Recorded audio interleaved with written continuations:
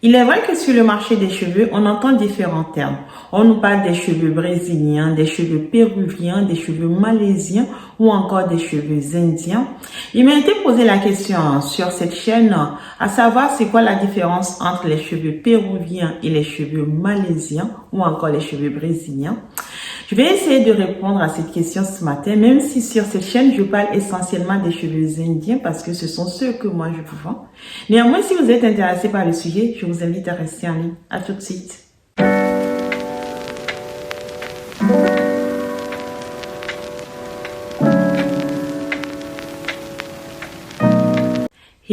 Hello, coucou les amis, j'espère que vous allez bien. Moi, je suis en pleine forme. Si vous me découvrez dans cette vidéo, mon nom est Bossessi, je suis entrepreneuse e-commerce, employée dans les achats miniers industriels et investisseur en immobilier. Alors, si vous nous rejoignez pour la première fois, je vous invite à vous abonner à cette chaîne et surtout à cliquer sur la cloche de notification pour ne rien manquer de mes prochaines vidéos. J'adore venir sur cette chaîne vous parler de cheveux. Je suis une passionnée de cheveux, j'adore les cheveux et il me plaît beaucoup de partager ce que je sais sur les cheveux. Et puis, je viens aussi sur cette chaîne vous parler de business en Inde et je viens ici et là aussi avec mes expériences personnelles pour partager des histoires de vie avec vous, le tout pour objectif de vous motiver, de vous donner envie de réussir votre vie. Alors, si ce sont les thèmes qui peuvent vous intéresser, je ne peux que renouveler mon invitation à vous abonner à cette chaîne et surtout à cliquer sur la cloche de notification et partager massivement mes vidéos. N'hésitez pas à les commenter pour pouvoir dynamiser, on va dire, la chaîne, pour pouvoir promouvoir la chaîne. Alors, ce matin, je viens encore une fois vous expliquer en fait la différence entre les cheveux indiens, les cheveux malaisiens, les cheveux péruviens ou encore les cheveux brésiliens. J'ai fait le choix de vous parler de ce sujet ce matin parce que j'ai eu une question en fait, des questions même, parce que c'était différentes personnes qui avaient posé cette question sur ma chaîne. Si je pouvais vous expliquer en fait ces différents thèmes pour vous permettre de mieux vous retrouver en fait, de faire vos choix en toute connaissance de cause. Alors, pour commencer, moi souvent je vous parle en fait essentiellement des cheveux indiens sur cette chaîne parce que ce sont des cheveux que j'adore. Ce sont les cheveux en fait que je côtoie au quotidien, si je peux dire, puisque je vous les vends sur mon site internet www.cnome.com. Néanmoins, en tant que une personne dans le business des cheveux, je me renseigne en fait sur toutes sortes de cheveux qu'on peut trouver sur le marché. Donc oui, c'est un sujet que je peux tout à fait aborder. Donc j'ai décidé de venir le faire aujourd'hui. En tous les cas, ce que j'ai sur ma tête là, ce sont des cheveux purs indiens, 100% raw hair, que vous allez pouvoir lisser, colorer, décolorer, faire tout ce que vous voulez avec. Vous connaissez déjà la chanson. Alors, c'est quoi les cheveux brésiliens, les cheveux péruviens, les cheveux malaisiens? Sans vouloir vous décevoir, en fait, ces termes sont essentiellement des termes marketing. Parce qu'en fait, la plupart des cheveux qui sont sur le marché sont des cheveux plutôt indiens.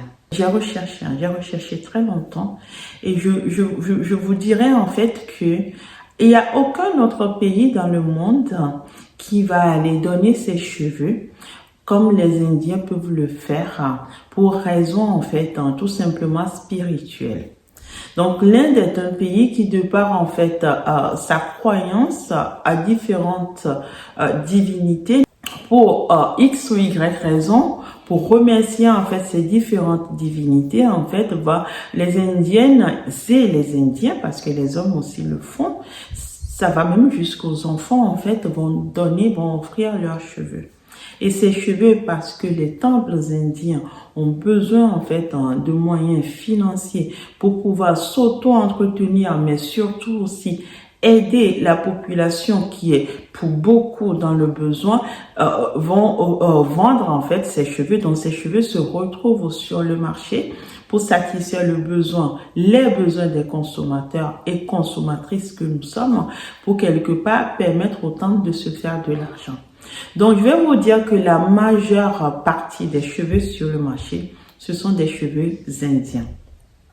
Que ça sorte directement des temples ou que ça vienne de différents villages, des cheveux collectés et vendus en fait par des femmes ou des hommes qui ont besoin de l'argent, c'est majoritairement des cheveux indiens.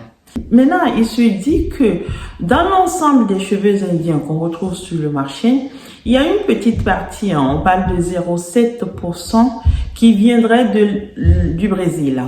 Alors, cette petite partie à 0,7% qui vient du Brésil pour satisfaire le marché, ce sont des cheveux en fait qui sont vendus par des Brésiliennes essentiellement pour se faire de l'argent parce qu'au Brésil, il y a aussi une très grosse partie de la population qui est dans le besoin. Donc, la pauvreté y est aussi présente.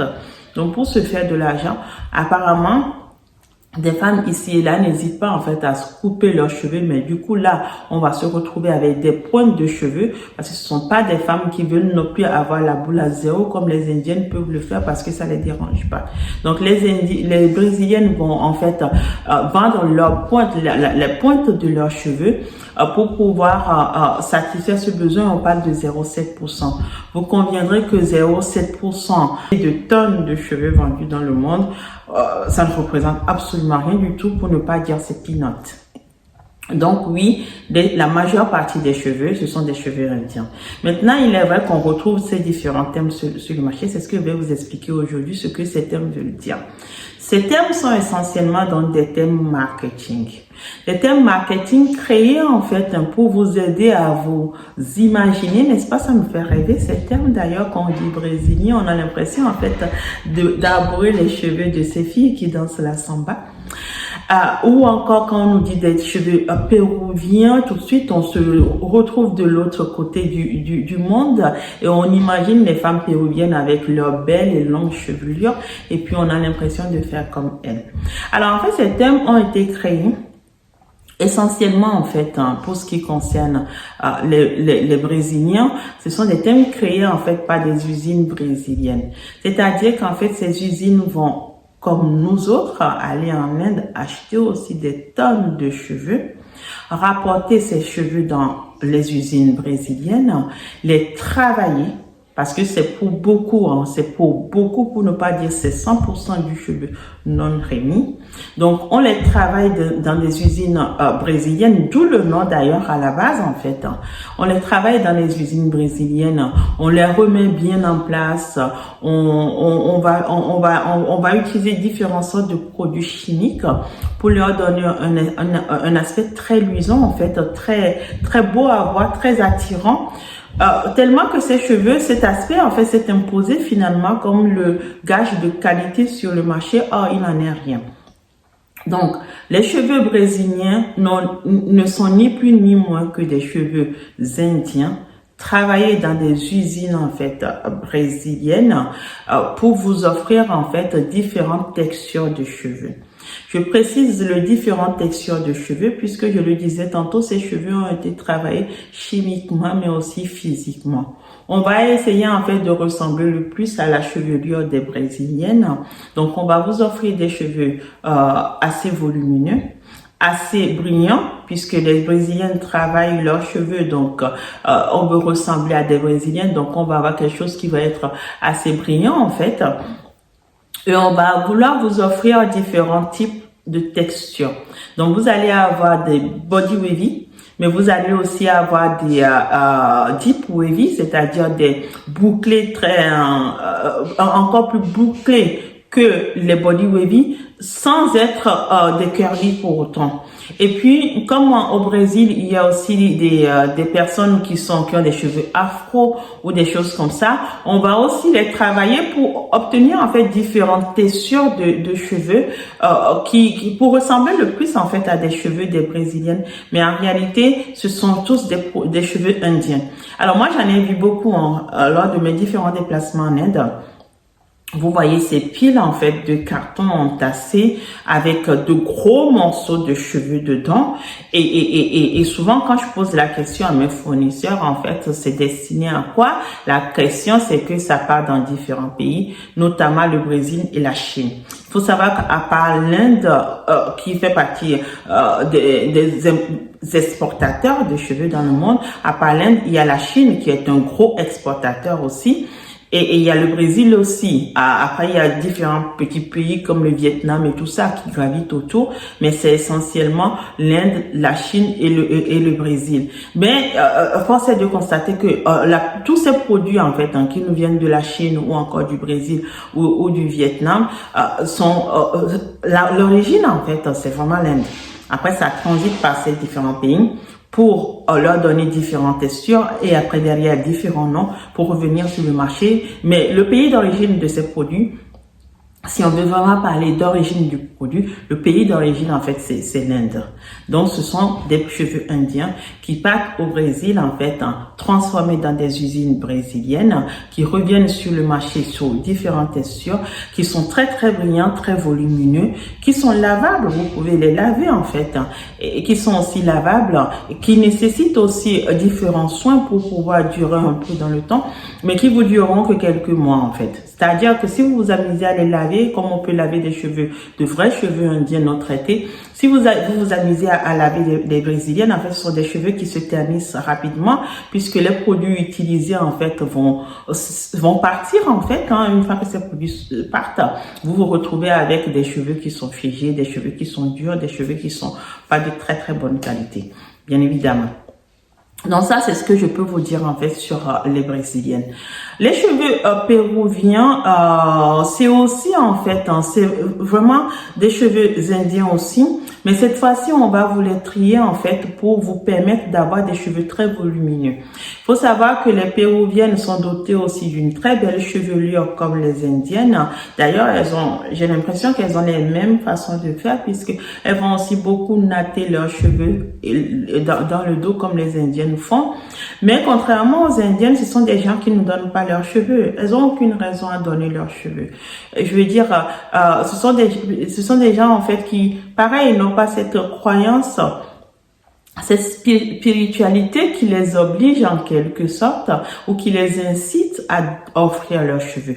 Donc, elles donnent pas leurs cheveux. Néanmoins, pour pouvoir vous faire passer un message marketing pour que, en fait, quand vous achetez les cheveux péruviennes, vous vous attendez à quoi? Vous attendez à avoir des cheveux qui sont très denses. Vous attendez en fait à avoir des cheveux qui sont très bien portants. Je mets de gros guillemets, et vous vous attendez à avoir beaucoup de longueur parce que les péruviennes, effectivement, ont aussi beaucoup de longueur.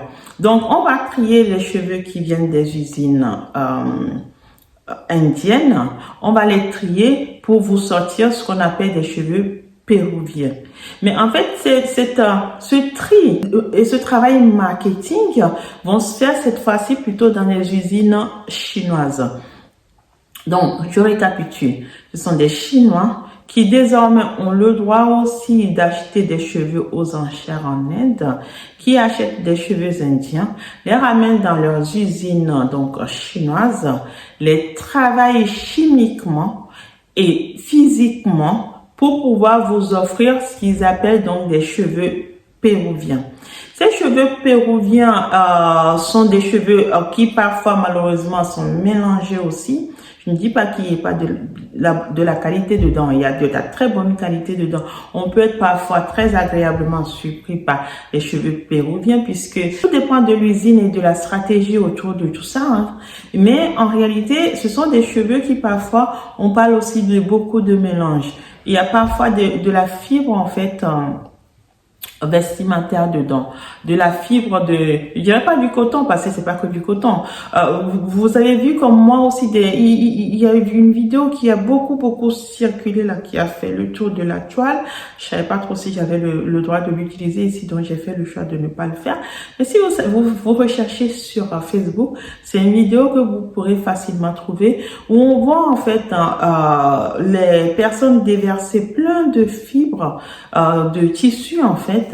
Et puis après, on prend ces fibres un par un, on les peigne pour obtenir des choses qui ressemblent aux cheveux. Et en fait, on vient mettre une couche de fibres, une couche de vrais cheveux, une couche de fibres, une couche de vrais cheveux. Donc, en ayant fait ça jusqu'à obtenir donc une botte, vous conviendrez qu'on va obtenir une botte qui va être mais vraiment très grosse. C'est-à-dire qu'on va obtenir quelque chose de très dense en fait. Donc, c'est ça, en fait, pour partir, c'est ce qu'on peut retrouver dans les cheveux péruviens. Et bien évidemment, cette botte, on va aller la travailler après, chimiquement, en fait, pour rendre tout ça très ressemblant, en fait, aux vrais cheveux humains. Pour que quand vous le portez, vous le mélangez avec vos cheveux, vous faites des perruques, des tisseurs, peu importe avec, que vous ayez beaucoup de volume. Mais vous conviendrez que dès que vous le lavez, vous pouvez m'en témoigner hein, dans les commentaires. Hein, vous les perdez ces cheveux. C'est-à-dire que quand je dis les perdre, c'est pas que ça reste dans les peignes. Mais dès que vous les lavez, en fait, ce sont des cheveux qui ternissent, qui deviennent qui ressemblent plus à rien en fait, qui deviennent figés et qui ne, parce que ce ne sont pas de vrais cheveux à la base en fait, ce ne sont pas que de vrais cheveux. Donc c'est un mélange de cheveux et de fibres qui fait que vous avez cette impression d'avoir du volume comme ça. C'est pas que comme ce que je porte là où je n'ai que des cheveux humains quoi. Ce que je porte là à un certain prix parce que je n'ai que de vrais cheveux humains. Mais là je suis en train de vous dire qu'en fait dans les péruviennes vous avez du volume, mais vous avez du volume parce qu'on a pris du cheveu humain qu'on est venu mélanger avec du synthétique ou en fait de la fibre en fait vestimentaire et on travaille tout ça en fait chimiquement pour vous obtenir en fait quelque chose qui tienne la route, qui est très très beau porté, mais une fois lavé vous perdez votre argent dans le sens où vous ne pourrez plus le réutiliser. Parce que des Péruviennes et des Péruviennes n'offrent pas leurs cheveux. Ce n'est pas culturel chez eux. On parle de 33 millions d'habitants au Pérou. Vous conviendrez qu'en fait, tout le cheveu péruvien, je sais même plus comment on le dit, les cheveux péruviens qu'on retrouve sur le marché, 33 millions d'habitants, ça suffit pas en fait pour couvrir tout ce qu'on voit sur le marché. Alors, voilà, vous voyez un peu ce que je veux dire. C'est juste des termes marketing créés pour distinguer les différentes textures de cheveux, pour vous permettre en fait, vous donner envie, pour vous faire voyager. Et une fois que vous les achetez, en fait, vous découvrez après la vérité. Bien évidemment, je ne dis pas qu'il n'y a pas de cheveux de qualité parmi ces cheveux. Quand vous les achetez et que vous avez la chance de tomber sur une bonne qualité et que vous les entretenez bien, vous faites des masques, vous faites des choses, on peut les garder un certain temps. Mais je mettrai ma main à couper, vous les garderez pas pendant des années, quoi. Non, vous les garderez quelques mois, vous vous en contenterez et puis après, vous allez devoir, en fait, rechanger. Et puis, le thème malaisien, c'est un peu ça aussi. Hein. Par contre, là, pour le coup, on nous le vend très, très cher parce que on veut nous faire croire que c'est les meilleures qualités, en fait, hein, de cheveux sur le marché et que ce sont des cheveux qui sont très rares. Pareil, on joue beaucoup sur le volume. Ce sont des cheveux qui vont être très, très longs, en fait. Par cheveux malaisiens, on s'attend à obtenir quelque chose de très long et on s'attend à obtenir quelque chose de très dense. Alors, moi, je dirais que ce sont les rares cheveux indiens, de très longs cheveux indiens qu'on peut parfois trouver sur le marché. Moi, j'en trouve aussi hein, quand je vais en aide pour faire mes achats. Parfois, on a des cheveux qui sont très, très longs. Des indiennes qui ne se sont jamais coupées les cheveux ou des choses comme ça. Ce sont des cheveux effectivement qui sont plutôt rares et j'admets que ce sont des cheveux qui sont plutôt chers. Maintenant, encore une fois, ces cheveux sont traités dans les usines en fait chinoises. Donc pour les distinguer des péruviennes ou encore des brésiliennes, ils vous les appellent des malaisiennes pour pouvoir justifier ce niveau de prix important. Mais encore une fois, c'est ni plus ni moins que des cheveux indiens à la base. Et puis maintenant, j'en viens aux cheveux indiens. Les cheveux indiens, je vous le disais depuis le début de la vidéo, que c'est la plupart des cheveux qu'on trouve sur le marché viennent de l'Inde. Après, il y a cheveux indiens et cheveux indiens. On en vend tous, mais on vend tous pas la même qualité, on le sait très très bien. Les cheveux indiens, vous avez des cheveux indiens donc qui sont des cheveux rémis. C'est-à-dire que ce sont des cheveux dont les cuticules sont toutes tournées dans la même direction et qui ne formeront jamais de nœuds, qui sont des cheveux très bien portants, qui sont des cheveux de personnes plutôt jeunes, si je peux dire, entre guillemets, donc des cheveux vitaminés, des cheveux très bien portants, qui ont un certain prix, qui sont, je dirais pas rares sur le marché, mais qui sont chers parce que, de très bonne qualité, parce que au moment des enchères, c'est vendu cher. Et puis, vous avez des cheveux indiens aussi qui sont des cheveux qui peuvent parfois être dévitalisés tout simplement parce que ce sont des cheveux peut-être qui nous viennent des personnes d'un certain âge. Mais il y a aussi l'hygiène de vie qui fait que, voilà, il y a différentes sortes de qualités dans les cheveux indiens aussi. Et donc, tous les cheveux indiens ne se valent pas. C'est pour ça aussi qu'il y a tous ces tri-là et que c'est vendu à différents prix qui donnent des différents noms barbares que j'ai cités auparavant. En tous les cas, ce que je porte sur la tête là, comme vous pouvez voir, ce sont de vrais cheveux indiens, mais vraiment de vrais raw hair. Quelqu'un m'a parlé l'autre jour, dit tiens, ça brille pas assez. Oui, c'est normal, c'est de la brillance naturelle. Tout ce qui brille n'est pas de l'or, hein. Tout ce qu'on connaît, brésilienne, péruvienne, machin chose, ça brille beaucoup justement parce que c'est traité chimiquement.